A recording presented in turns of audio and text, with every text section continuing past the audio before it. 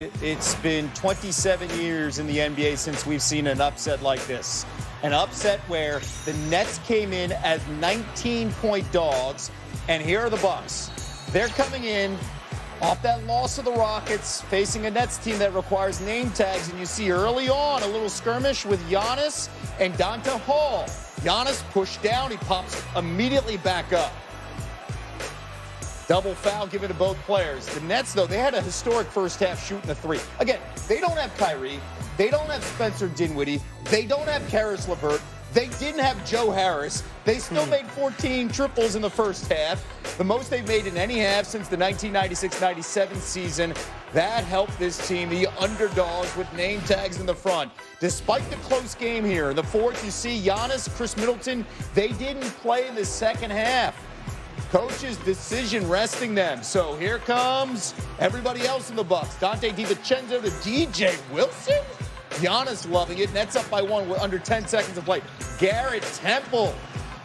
Nice, steady shot. Nets up by three with under 7 seconds to go. And here's the Bucks' final chance. We got a mix-up. Looks like a potential turnover. And then the Hail Mary. Nets pull into a tie with the Magic for 7th place in the East. How about this? Budenholzer watching his team. The Brooklyn Nets closed as a consensus 19-point dog before beating the Bucks, the largest upset by a point spread since the Mavericks beat the Sonics as a 19.5-point underdog on April 4th, 1993. Kids, the Sonic, they're now in Oklahoma City. They're called the Thunder. So much has changed since then. And let's talk about the performance of the day, going to the Mavs and the Kings. This is all about Luka. This highlight's all about Luka. That's all you need to know. Under 2 minutes to go in the second half. Mavs down 56-52.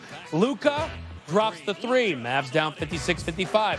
Let's take it to the fourth quarter. Just assume the rest was about Luka. And then with less than 9 to go in the fourth, Mavs down 3. Luka making it to the line with the circus shot, giving him 31. Look at it again. You know, they got to the line 50 times, the Mavericks did. The Kings 12 times. Dominated at the line. 2 minutes to go in OT. Luka backing him down, putting it up, scoring inside. Mavs up 2. Next possession, Luka gets the double, finds Maxi Kleber, who nails the three. Luka finding his teammates all night, making it look easy. Look at the stat line. 30, 34, 20, 12.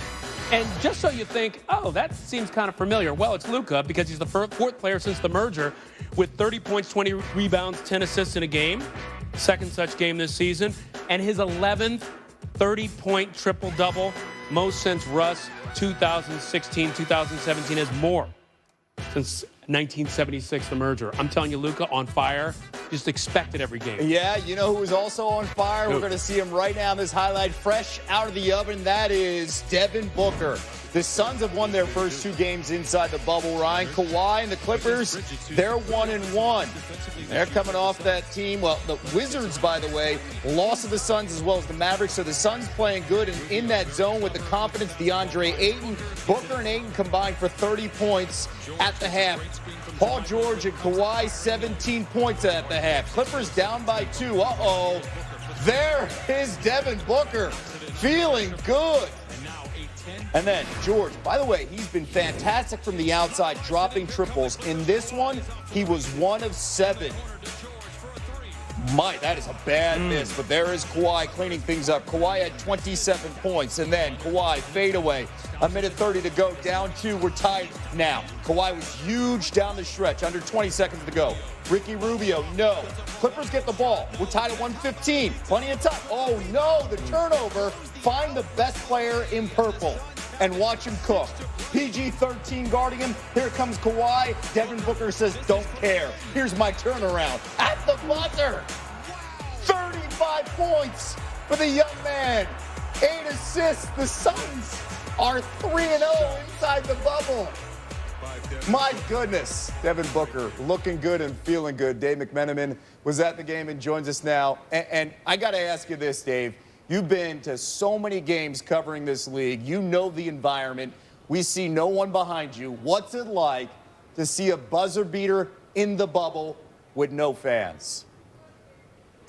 Yeah, Kevin, there might have been 40 or 50 people in the entire bowl that were not players on the Suns or the Clippers. And I looked around because you expect to share this moment with folks. I saw one game ops guy up in the second level just raising both his arms like the field goal was good. Other than that, though, all the energy was coming from the Suns bench. Obviously, rightfully so, they mobbed Booker, 35 points in this game. And remember, this was the laughingstock team that was included in the NBA's restart plan. They were 13 games under 500. People said, what is the NBA doing inviting these guys down here? Well, now they won 3 in a row. They beat the Mavericks, they beat the Clippers. And with what's happening to Memphis right now, they can make themselves actually believe they have a chance of forcing a play-in tournament here. And we've got news coming in with Memphis, a devastating blow. That's in a matter of minutes. But let's talk literally about the other LA team, as the Clippers are now struggling in this bubble at 1 and 2. The Lakers, they clinched the 1 seed in the West last night. We just saw earlier that the Bucks rested Giannis and Chris Middleton in the second half of today's loss to the Nets. The largest upset, by the way, in 27 years in the league. You cover the Lakers. How will they handle the final 5 games before the playoffs? Yeah, Kevin, I spoke to a Lakers source today, and I asked him, so what do you guys do now? You clinched last night, looked so good, your best game of the bubble. How do you approach here until playoffs start? And that source told me, getting a rhythm is important. Solidifying our roles is important.